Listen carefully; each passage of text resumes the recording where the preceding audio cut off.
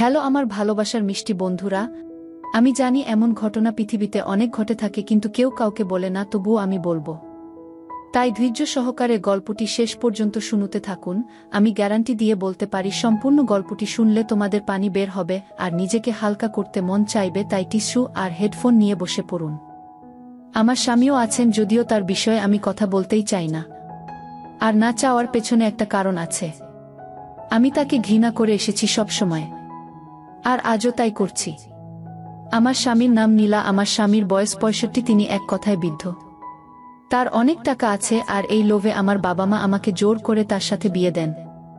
যদিও আমার এই বিয়েতে বিন্দুমাত্র ইচ্ছা ছিল না, কিন্তু পরিবারের চাপে পড়ে আমাকে বিয়ে করতে হলো। টাকার চাপে তার বয়সের ছাপ উধাও হয়ে গিয়েছিল। আমার বিয়ের পরের বছর আমি একটা ছেলের সন্তান জন্ম দেই। সে ভাবত আমি হয়তো তার কাছে খুশি আছি, সুখে আছি, কিন্তু না, সত্যিই আমি তার কাছে সুখী ছিলাম না। আমার তো অন্য কিছুই চাওয়া ছিল। আমি রোজ কান্না করতাম। আমার এসব সহ্য হতো না। আমার সবেমাত্র শুরু হয়েছে আর তার শেষ। এমন অবস্থায় যদি রোজ হতে থাকে তবে এসব সহ্য করবে কে? আমিও পারিনি সহ্য করতে। আমি অনেকবার ভেবেছিলাম এই সংসার ত্যাগ করব, কারণ আমি এই সংসারের মোটেও খুশি ছিলাম না। তবে আমার ছেলের মুখের দিকে তাকিয়ে আমি বাধ্য হয়ে থেকে যাই। এই বাড়িতেই আর এই সংসারে আমি সবসময় ভাবতাম আমার ছেলেটাকে মানুষের মতো মানুষ করব। কিন্তু আমার এই ভাবনাটা বেশি দিন স্থায়ী হলো না। একদিন আমার ছেলে স্কুল থেকে বাড়িতে ফিরে এসে আমাকে বলল, মা, আমার না একটা মেয়েকে খুব পছন্দ হয়েছে, আমি তাকে বিয়ে করতে চাই।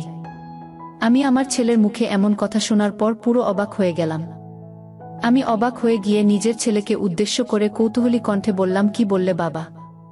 আমি তোর কথাটা বুঝতে পারিনি। আমার ছেলে আবারও বলল, মা, আমি একটা মেয়েকে খুব পছন্দ করি। আমার মনে হয় আমি তাকে ভালোবাসি, এখন আমি তাকে বিয়ে করতে চাই। আমি এবারও একটু অবাক হলাম, হঠাৎ করে আমার ছেলে এসব কথা কেন বলছে। আমি আবারও তাকে প্রশ্ন করলাম যে, আচ্ছা, সেসব না হয় বুঝলাম, তবে এটা বুঝতে পারলাম না যে তুই বিয়ে করতে চাইছিস কেন? বিয়েতে কি আছে? আমার ছেলে এবার আমার করা প্রশ্নের যে উত্তর দিল, এটা শোনার পর আমার মাথাটা ঘুরে গেল। আমার ছেলে আমার গলা জড়িয়ে ধরে বলল, মা, বিয়ে করলে তো সারা জীবন তার সাথে থাকা যাবে। আমি তোমাকে ভালোবাসি, তাই আমি তোমার সাথে সারাটা জীবন থাকতে চাই। আমি আমার ছেলের এমন কথা শোনার পর খিলখিল করে হেসে ফেললাম। আমার ছেলে রোহান কিন্তু মোটেও ছোট নেই।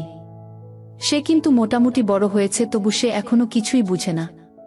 আমি খুশিতে গদগদ হয়ে গিয়ে আমার ছেলে রোহানের গালের উপর নিজের হাত রেখে আলতো করে তার গাল টেনে নিলাম আর নিজের বুকের সাথে জড়িয়ে নিলাম। আমার এই ছেলেটার দিকে তাকিয়ে আমি বেঁচে আছি। আমার ছেলে রোহান আমার জীবনের শেষ ভরসা। আমি বেশ কিছু সময় ধরে আমার ছেলেকে নিজের বুকে রাখলাম। তারপর তাকে রেখে আমি চলে গেলাম রান্না করতে। যদিও রান্না করতে যাওয়ার আগে আমার ছেলেকে আমি বলে গেছি স্নান করে নিতে। রান্নাকরা শেষে খাবার খেয়ে নিব। আমি রান্নাঘরে গিয়ে আমার ছেলের জন্য ভাত আর কিছু সবজি নিয়ে খাবার টেবিলের উপর রাখলাম। আমার ছেলে রোহান একটা প্যান্ট পরে স্নান করে খাবার খেতে আসলো। আমি এই প্রথম আমার ছেলের দিকে তাকালাম।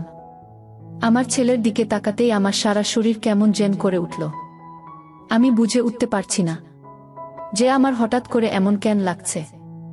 আমি অপলক দৃষ্টিতে আমার ছেলের দিকে তাকিয়ে আছি। আমার ছেলে আমার সামনে এসে বসতেই আমাকে বলল, মা, খাবার দাও, খুব ক্ষুধা পেয়েছে। আমার ছেলের কণ্ঠস্বরে আমার কানে আসতেই আমার ঘোর কাটল।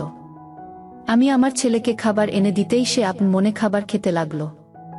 আমিও নিজের ছেলের উপর ভরসা করতে লাগলাম যে একদিন আমার ছেলে আমার সকল আশা পূরণ করবে।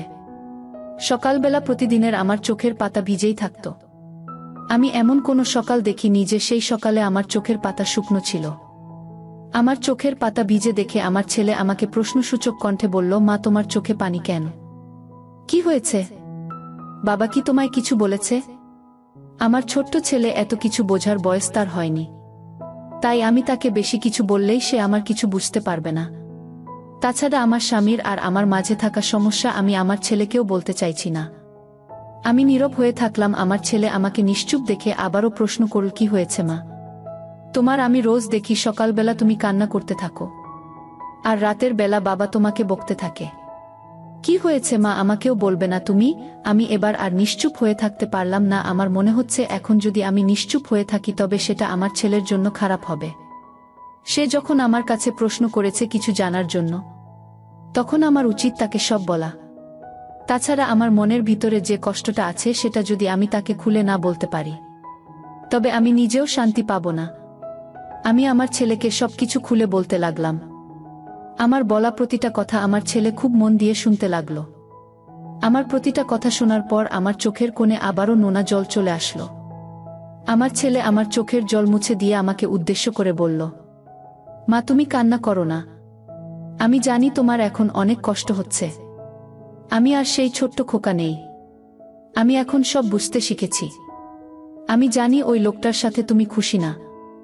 আমি ওই লোকটাকে দেখতে পারি না। আমার অসহ্য হয় না তাকে। আমি আমার ছেলের কথা শুনে তাকে আটকে দিলাম। রোহানকে থামিয়ে দিয়ে আমি বললাম, থাক রোহান, উনি তোমার বাবা। বাবার সাথে কখনো বাজে ব্যবহার করো না। আমার কথাটা শেষ হতেই আমার ছেলে রোহান হকচকিয়ে আমার পাশ থেকে উঠে দাঁড়ালো। রোহান আমার পাশে থেকে উঠে দাঁড়িয়ে আমাকে উদ্দেশ্য করে ভীষণ শক্ত গলায় বলল, মা, তুমি যাই বলো না কেন, আমি এসব সহ্য করতে পারবো না। যেই লোকটা তোমাকে কষ্ট দিয়েছে, আমার মাকে যে রোজ কান্না করাচ্ছে, তাকে আমি কখনো ক্ষমা করতে পারবো না। আজকের পর থেকে তোমার সকল দায়িত্ব আমি নিলাম। আজকের পর থেকে তোমার পায়ের সামনে আমি এই পৃথিবীর সমস্ত সুখ এনে দিব। বাবা যেই সুখ তোমাকে দিতে পারেনি, সেই সব সুখ আমি তোমায় দিব। আমার ছেলের কথাটা শোনার পর পুরো অবাক হয়ে গেলাম। আমার ছেলে এসব কি কথা বলছে? আমার মাথায় কিছু ঢুকলো না। আমি বোকার মতো থমকে গেলাম। আমার ছেলে কি তবে তার বাবার জায়গাটা নিবে? না না, আমি এসব কি ভাবছি? আমার ছেলে ছোট, সে কি আমার দায়িত্ব নিতে পারবে? নাকি তার বয়সটাই তো অল্প? আমি আমার ছেলের চোখের দিকে তাকিয়ে আপনমনে কথাগুলো ভাবছি। আমার ছেলে আমাকে ভাবনার সাগরে ডুবে যেতে দেখে আমাকে উদ্দেশ্য করে বল, কি হয়েছে, এমন করে কি চিন্তা করছো মা? তোমার দায়িত্ব আমি নেব, সেটা কি তুমি বিশ্বাস করতে পারছো না? আমি শান্ত গলায় আমার ছেলের মাথায় নিজের হাত বুলিয়ে দিয়ে বললাম, খোকা তুই ছোট, তোর কি আর সেই বয়স হয়েছে বল আমাকে সামলে নেওয়ার? আমি ঠিক আছি, একটু একটু করে তুই বড় হয়ে যা। পড়াশোনা শেষ করে একটা ভালো চাকরি কর, তারপর আমরা মাছেলে মিলে এই নরক থেকে বেরিয়ে অনেক দূরে চলে যাব, যেখানে আমাদের কেউ চিনবে না, কেউ আমাদের খোঁজ করবে না। আমরা আমাদের মতো সুখে শান্তিতে থাকতে পারব। আমার কথাটা শেষ হতেই আমার ছেলে আমার মুখের উপর তার হাত রেখে আমাকে থামিয়ে দিল। আর সেও আমাকে বলতে শুরু করল, অনেক হয়েছে মা, আর কিছু সহ্য করতে হবে না। তোমায় আমি যখন বেঁচে আছি তখন একটা না একটা ব্যবস্থা করবই করব। রোহান নিজের কথাটা শেষ করতেই হন হন করে আমার চোখের সামনে থেকে চলে গেল। আমি এবারও বোকা বনে গেলাম। আমার ছেলেকে আমার সবকিছু বলাটা কি উচিত হয়েছে? ছেলে কি সত্যি আনাকে বিয়ে করতে চায়? আমাকে কি সে সুখী করতে পারবে? আমরা বিয়ে করলে এলাকার মানুষ কি বলবে? এবার কেন যেন আমার ভীষণ চিন্তা হতে লাগলো নিজের ছেলের জন্য। আমার ছেলে হয়েছে একদম আমার মতো, একটু বেশি মাথা গরম। একবার যেটা করবে বলে ফেলে, সেটা করার পর সে দম নেই। আমি আর কি করব, মাথা ভর্তি একগাদা চিন্তা নিয়ে দিন কাটালাম। বিকেলের দিকে অর্থাৎ সন্ধ্যার আগ মুহূর্তে রোহান বাড়ি ফিরল। রুহানের হাতে আছে একটা প্যাকেট। রোহান আমার সামনে এসে দাঁড়াতেই আমাকে উদ্দেশ্য করে বলে উঠল, মা, সেই কখন থেকে তোমাকে ডেকে চলেছি, কোনো সাড়া শব্দ নেই কেন তোমার? আমি রোহানের হাতের দিকে দৃষ্টিপাত করতেই খানিক অবাক হয়ে গেলাম। রোহানের হাতে এসব কি জিনিস? আমি কৌতূহলী কণ্ঠে রোহানকে বললাম, এই তো বাবা, শুনতে পাইনি। কি হয়েছে, কেন দেখেছিস বাবা, কি হয়েছে? আর তোর হাতে এইসব কি জিনিস? আমার ছেলে আমার প্রশ্নের বিপরীতে খুশিতে গদগদ হয়ে গিয়ে আমাকে বলল, এই দেখো, তোমার জন্য এটা নিয়ে এসেছি, তোমার খুব পছন্দ হবে, একবার পড়ে নাও। আমি আমার ছেলের মুখ থেকে এমন কথা শোনার জন্য মোটেও প্রস্তুত ছিলাম না। আমি অবাক হয়ে গেলাম ভীষণ। আমার ছেলে কোথায় স্কুলে না গিয়ে কিনা আমার জন্য এসব নিয়ে এসেছে। আমি খানিক অভিমানী কণ্ঠে রোহানকে উদ্দেশ্য করে বললাম, তুই স্কুলে না গিয়ে কোথায় ছিলি আজ সারাদিন? আমার ছেলে আমার প্রশ্নের জবাবে বলল, মা, আমি একটা চাকরি নিয়েছি, আজ থেকে আমি আর পড়াশোনা করব না, চাকরি করব। আমি এবার একটু অবাক হয়ে গিয়ে আমার ছেলেকে উদ্দেশ্য করে ভীষণ শক্ত গলায় বললাম, কি সব বলছিস, পাগল হয়ে গেছিস নাকি? তুই পড়াশোনা করবেই, আমি আর কোনো কথা শুনতে চাই না। রোহান এবার আমার উপর অভিমান করে বলল, মা, আমি পড়াশোনা করে কি করব? আমি চাই সুখে থাকতে, আর সুখে থাকার জন্য পড়াশোনা করতে হয় না। আমি বললাম, সুখে থাকার জন্য চাকরিও করতে হয় না। তোর বাবার এত সম্পত্তি আছে, এসব কি কাজে লাগবে হুম?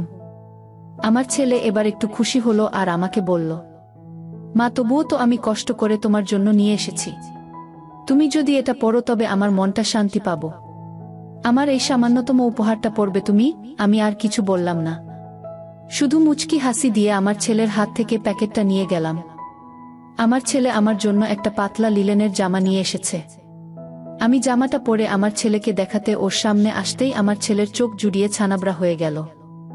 সে আমার দিকে ছানাবড়া চোখ নিয়ে আমার দিকে তাকিয়ে আমাকে বলল, মা তোমাকে তো সেই সুন্দরী লাগছে, মনে হচ্ছে কোনো পরী এসেছে আমার সামনে।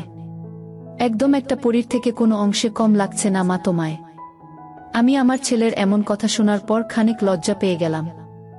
আমি লজ্জায় লাল হয়ে গিয়ে রোহানকে বললাম, তুই কি আমাকে লজ্জা দিয়ে কি মজা পাস যা ফাজিল ছেলে? আমার ছেলে আমার দিকে খানিক এগিয়ে এসে আমাকে বলল, তুমি লজ্জা পেলে হবে বা তোমাকে আমার আপন করে নিব। মা তুমি আসলেই অনেক সুন্দরী।